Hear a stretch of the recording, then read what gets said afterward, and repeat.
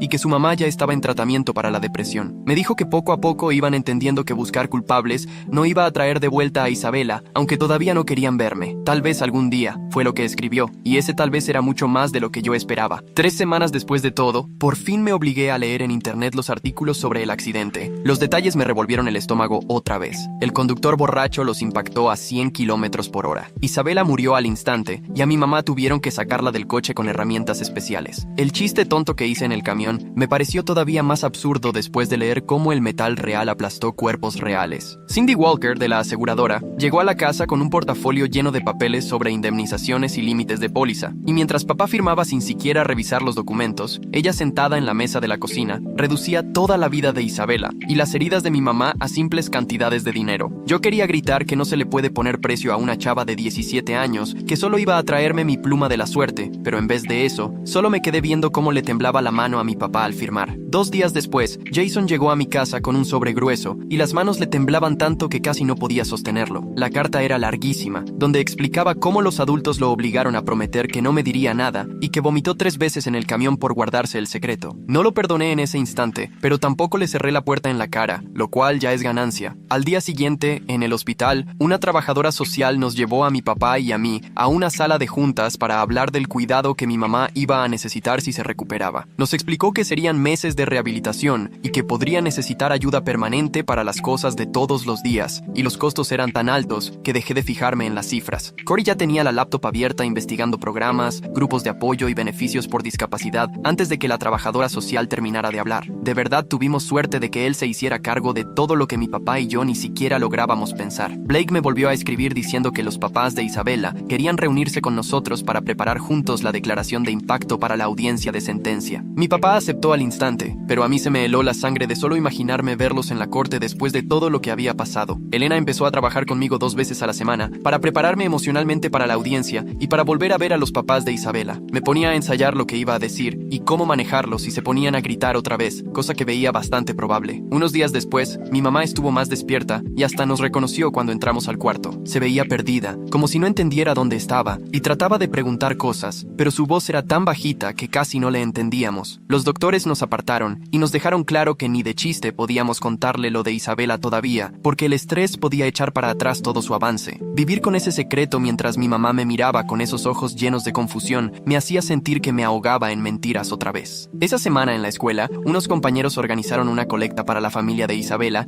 y para las cuentas de mi mamá, sin que nadie se los pidiera. Hasta Stacy participó, aunque no me hablaba y se salía cada vez que yo entraba a un salón. La bondad de personas que casi ni conocía me rompió por completo y acabé llorando en el baño como 20 minutos, mientras unos de primero de prepa se quedaban afuera cuidando que nadie entrara. Luego Hadley llamó para avisar que Jax Watkins se iba a declarar culpable de homicidio vehicular y de manejar tomado para evitar el juicio. Dijo que era lo mejor porque así nos ahorrábamos un proceso horrible y con la declaración de culpabilidad se hacía justicia. Pero no se sentía como justicia, no cuando Isabela seguía muerta. Mi mamá estaba destruida y nada de todo esto tenía un final que se sintiera bien. Ford llegó a la casa 3 días después y acorraló a mi papá en la cocina mientras yo preparaba el desayuno. Escuché todo, aunque él hablaba bajito, porque las paredes eran tan delgadas que no se podía ocultar nada. Le decía a mi papá que se estaba destruyendo con el alcohol y que si no hacía algo de inmediato, él mismo iba a meter los papeles para que lo internaran y le hicieran una evaluación psiquiátrica. El ruido que hizo la taza de café de mi papá al golpear la barra retumbó en la cocina y salió hecho una furia, pero Ford fue tras él hasta el garage y no lo dejó solo, aunque mi papá le gritara que no se metiera. Esa misma tarde, mi papá se animó a ir solito a su primera junta de AA en el centro comunitario y regresó 2 horas después, viéndose más encogido, con los hombros muy caídos, y pasó junto a mí como si no me viera, directo al cuarto de mi mamá, donde lo escuché pedirle perdón a su cuerpo dormido por todo lo que había hecho mal. Al día siguiente, Victoria llevó a mi mamá en silla de ruedas a su primera sesión de terapia física, y yo la vi por la ventana, intentando levantar las piernas del tapete. Su cara se torcía por el esfuerzo, pero la pierna izquierda apenas se levantó 1 centímetro antes de volver a caer, y terminó llorando de pura frustración mientras Victoria le hablaba suavecito y le mostraba los ejercicios otra vez. Mi mamá lo intentó 3 veces más, hasta que el cuerpo entero le empezó a temblar del cansancio, y yo mejor me salí porque verla así esa semana me hacía sentir que se me apretaba el pecho. Pasaron 2 semanas en que mi papá no falló ni una sola junta, y mi mamá batallaba diario en sus terapias, hasta que Hadley habló para avisar que la audiencia de sentencia sería el lunes siguiente. Llegamos temprano al juzgado, pero la familia de Isabela ya estaba ahí. Su mamá abrazaba una carpeta de papeles, mientras su papá veía al piso. Apenas nos llamaron para pasar a la sala, la mamá de Isabela se levantó y con la voz temblorosa leyó su declaración, hablando de los sueños de su hija de ser enfermera, su ayuda en el refugio de animales, los planes que tenía para la universidad, y que todo eso se fue por culpa de un hombre que decidió manejar borracho. Cuando dijo que Isabela iba camino a llevarme mi pluma de la suerte para un examen, tuve que bajar la cabeza sobre la mesa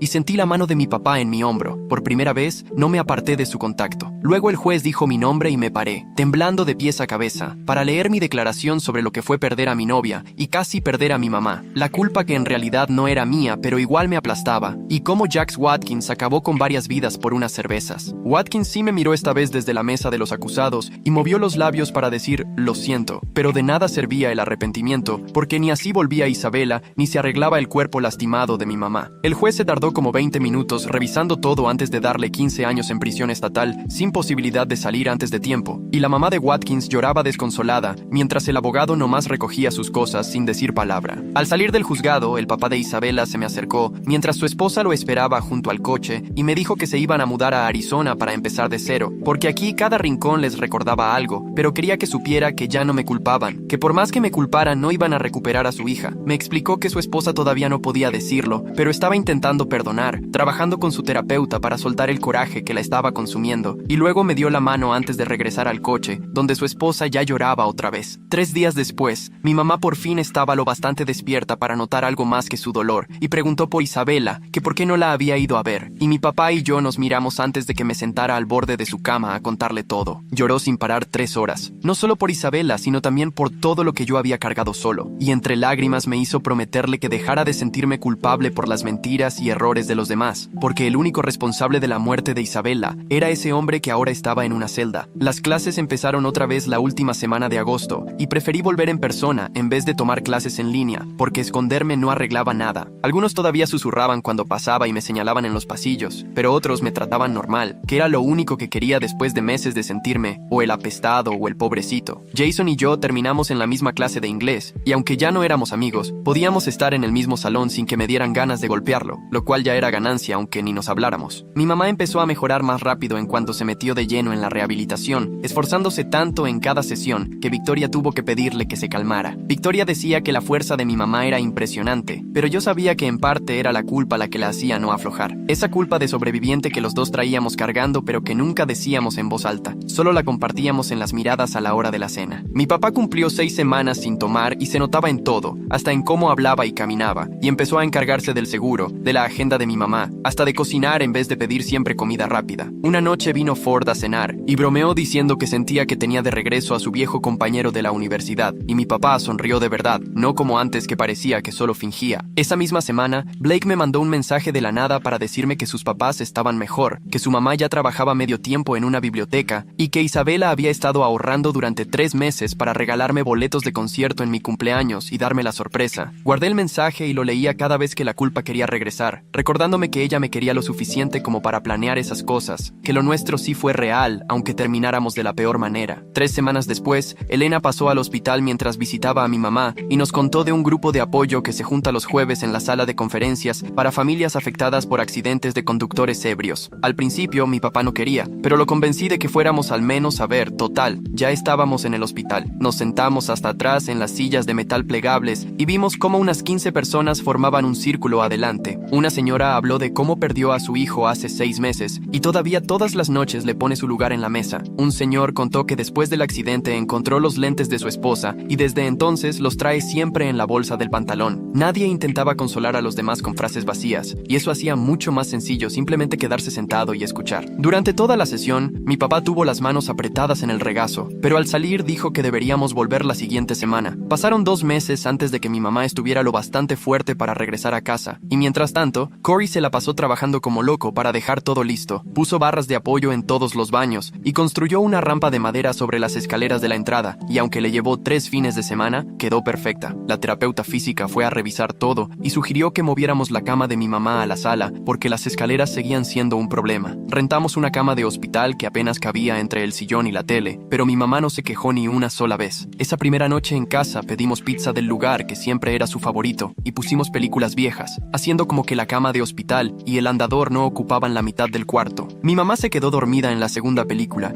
y mi papá y yo nos quedamos despiertos hasta tarde, solo viéndola respirar tranquila y disfrutando el silencio, sin máquinas que pitaran a cada rato. En octubre la escuela empezó a ponerse rara, porque la orientadora me mandó llamar a su oficina para decirme que me habían elegido para entrar a un programa nuevo de consejería entre compañeros. Me dijo que por todas las cosas que había vivido, era perfecto para ayudar a otros estudiantes que atravesaban pérdidas o situaciones difíciles. El entrenamiento era todos los martes después de clases, en la biblioteca, y el primer día que llegué, vi que Stacy ya estaba sentada ahí. No habíamos cruzado palabra desde que me gritó en el pasillo, pero ahora teníamos que hacer juntos ejercicios de confianza y de escucha activa. Durante las dinámicas, Stacy evitaba mirarme, pero cuando llegó el momento de escribir estrategias para sobrellevar las cosas, puso aceptar que la culpa no te devuelve a nadie y me pasó el papel discretamente. Llegó la primavera y de pronto embargo, todos empezaron a tratarme raro otra vez, como justo después del accidente. Los maestros no dejaban de preguntarme si necesitaba más tiempo para entregar tareas, y hasta chavos con los que nunca había hablado me daban palmaditas en el hombro cuando me veían en los pasillos. Me tomó 3 días darme cuenta de que se acercaba el aniversario, y los demás ya hasta lo tenían presente. Mi mamá también lo notó, y me propuso que fuéramos juntas a la tumba de Isabela el mero día, en vez de evitarlo. Fuimos temprano, antes de que llegara nadie más, y mi mamá fue despacito con el andador hasta la lápida. Se sentó en la banca que pusieron cerca y le habló a Isabela como si sí estuviera ahí con nosotras. Le pidió perdón por haber ido ese día en el coche, por seguir aquí cuando Isabela ya no, y por no haber podido protegerla. Dijo que sabía que Isabela querría que dejáramos de cargar con una culpa que solo le tocaba al conductor borracho. Por primera vez, le creí de verdad. El entrenamiento para ser consejero siguió, y hasta Jason terminó entrando al programa, lo que hacía que los martes fueran todavía más incómodos. En una sesión sobre comunicación, de repente se volteó hacia mí y empezó a contar cómo tenía pesadillas, donde veía mi cara cuando supe toda la verdad. Dijo que a veces se despertaba con ganas de regresar y decírmelo todo en el camión, sin importar lo que dijeran los adultos. Yo le contesté que entendía lo de seguir órdenes porque éramos niños y se supone que los adultos saben más, pero eso no significaba que nuestra amistad pudiera volver a ser como antes. Él solo asintió y regresamos al ejercicio de poner límites. En mayo, mamá por fin pudo volver a trabajar desde casa, ya que podía estar frente a la computadora varias horas sin agotarse. En su trabajo le pusieron el programa de videollamadas y le mandaron una silla especial para que no le doliera la espalda. Verla organizar juntas desde el comedor, aunque todavía necesitara ayuda para vestirse en las mañanas, me enseñó que recuperarse puede significar muchas cosas. Todavía no podía manejar y caminar hasta el buzón la dejaba sin aire, pero seguía programando y guiando a su equipo. Victoria decía que esa fuerza de voluntad era rara, pero yo sabía que mi mamá necesitaba sentirse útil después de tantos meses siendo paciente. Blake me mandó la foto de una tarjeta que sus papás le dieron para hacérmela llegar, con sus firmas y una notita donde decían que estaban yendo a terapia y encontrando paz. Mi mamá la vio y fue en ese mismo momento a la tienda de manualidades. Compró un marco y la colgó en la pared, justo detrás de su escritorio, para verla en las videollamadas. La tarjeta solo decía, pensando en ti, pero para mamá fue como si fuera un tesoro. Justo antes del Día de los Caídos, mi papá cumplió 90 días sin tomar, y mi mamá insistió en hacerle una fiesta, aunque apenas podía estar de pie para decorar el pastel que preparó. Ford dio un discurso sobre las segundas oportunidades, y lo orgulloso que estaba de mi papá y de todo su esfuerzo. Hasta Jason llegó con su mamá y trajo un álbum de fotos que armó con recuerdos de cuando todo iba bien. Había fotos de nuestro experimento de ciencias en secundaria, y de esa vez que fuimos de campamento, y nadie pudo armar la tienda. Ver esas fotos era como ver a otras personas viviendo una vida totalmente distinta. El programa de consejería por fin arrancó, y me asignaron trabajar con un chavo de primer año llamado Edwin, que había perdido a su hermano mayor en un accidente de coche durante las vacaciones de invierno. Se sentaba en la oficina de consejería jugando con las tiras de su mochila, mientras yo trataba de recordar lo que nos enseñaron sobre escuchar de verdad. Al final, solo le conté cómo es cargar con la culpa de algo que no es tu culpa, y vi cómo su cara cambiaba al darse cuenta de que alguien más lo entendía. Nos vimos cada semana, y poco a poco empezó a hablar de su hermano sin llorar. Hasta se rió una vez contando una anécdota graciosa. Ayudarlo a desahogarse me ayudó a entenderme a mí más que cualquier terapia. Mamá llevaba semanas trabajando con Victoria para caminar sin andador, y por fin, un jueves cualquiera logró dar 10 pasos en la sala. Papá y yo la aplaudimos como si hubiera ganado un maratón, y ella se rió tanto que tuvo que sentarse de inmediato. Victoria nos advirtió que no esperáramos milagros porque mamá aún tenía meses de terapia por delante, pero ella solo repetía que tenía una segunda oportunidad y no iba a desperdiciar ni un día. Cuando me di cuenta, ya era la graduación. Cuando pidieron un minuto de silencio por Isabela, todo el gimnasio guardó silencio. El director me pidió que subiera a decir unas palabras, así que fui al podio con las piernas temblando. Conté cómo la tragedia llega sin avisar y echa por tierra cualquier plan, cómo siempre andamos buscando a quién echarle la culpa porque resulta más sencillo que aceptar que a veces simplemente pasan cosas horribles, y cómo sanar no sigue una línea recta, sino que es un camino lleno de vueltas inesperadas y tropezones. Desde la tercera fila, vi a Stacy escucharme y sentir cada palabra, y al final, mientras todos se tomaban fotos, se acercó y me dijo, Isabela estaría orgullosa de cómo has llevado todo esto. Esa misma semana, Blake me escribió, así de repente, para contarme que su familia ya le estaba agarrando la onda a la nueva ciudad, y que su mamá, de vez en cuando, sonreía cuando creía que nadie la veía. Me mandó una foto de todos junto a la lápida nueva de Isabela, donde se leía, amada hija, amiga leal, con su frase favorita sobre aprovechar cada día al máximo justo debajo. Guardé esa foto en mi celular y la veía cada vez que la culpa quería regresar. 3 semanas después, mi papá y yo llevamos a mi mamá al hospital para su última operación, porque todavía le daban lata unos nervios dañados desde el accidente. Mientras esperábamos tomando café espantoso de la máquina, mi papá volvió a disculparse por haberme dejado caer todo su dolor cuando pasó lo de Isabela. Le dije que ahora sí lo entendía, que el dolor a veces nos hace las lastimar a los que más queremos, y ambos sabíamos que era cierto. La cirugía se tardó 4 horas, pero Victoria salió sonriendo y nos dijo que todo había salido de maravilla. El pronóstico de mi mamá mejoró muchísimo, casi una recuperación total si seguía con la terapia. Nos abrazó a los 3 y dijo que mi mamá era la paciente más fuerte que había tenido en 15 años. Cuando mamá despertó de la anestesia, bromeó diciendo que tenía buena motivación porque tenía que regresar por mí, y hasta las enfermeras soltaron la risa. 2 días después, Jason y yo cruzamos juntos el escenario en la graduación. Ya no éramos los mejores amigos, pero sí algo diferente, tal vez sobrevivientes de otro tipo de tragedia. Sus papás me encontraron ahí y me agradecieron por haberlo perdonado al final. Su mamá hasta lloró un poco al decir que sabía lo difícil que debió ser. Parada ahí, con mi toga y birrete, entendí que el perdón era tanto para mí como para él, porque andar cargando ese coraje solo era otro peso que ya no quería llevar. El verano se fue como agua entre las terapias de mi mamá y las juntas de AA de mi papá, y cuando menos nos dimos cuenta, ya casi era el primer aniversario. Nos fuimos, como familia, al servicio conmemorativo que organizó el pueblo para las víctimas de conductores ebrios en la plaza principal, donde leyeron el nombre de Isabela, junto al de otros 11 que murieron ese año. Esta vez no lloré, pero me sentí agradecida de haber tenido a Isabela en mi vida, aunque se haya ido demasiado pronto. 2 semanas después fue la graduación de la terapia física de mi mamá y cruzó el escenario improvisado del centro de rehabilitación, sin bastón ni andadera, solo con la fuerza de sus piernas. Mi papá lloró sin ocultarlo y no me dio pena, porque esas lágrimas nos las habíamos ganado. Los demás pacientes aplaudieron y mi mamá saludó como si hubiera ganado un premio importante, haciendo reír a todos entre lágrimas. Para cuando llegó el otoño, la vida por fin parecía volver a la normalidad. Mi mamá regresó al trabajo ya de tiempo completo, aunque con algunos ajustes como una silla especial y horarios más flexibles. Mi papá seguía sobrio y ahora sí estaba presente en las cenas familiares, y yo empecé la universidad en el campus local para poder quedarme cerca de casa. Ese diciembre, los papás de Isabela mandaron una tarjeta de Navidad, solo con sus firmas, sin ninguna nota, pero con eso bastó porque era señal de que seguían aquí, sanando y encontrando su propio rumbo. Todos nosotros seguíamos de pie, enfrentando lo que venía, avanzando poco a poco, y quizá eso era lo mejor que podíamos esperar después de todo. Gracias por acompañarme en todos estos enredos de hoy. La verdad, se sintió mucho más interesante compartir tantas preguntas con ustedes. No olvides darle like al video, ayuda más de lo que te imaginas.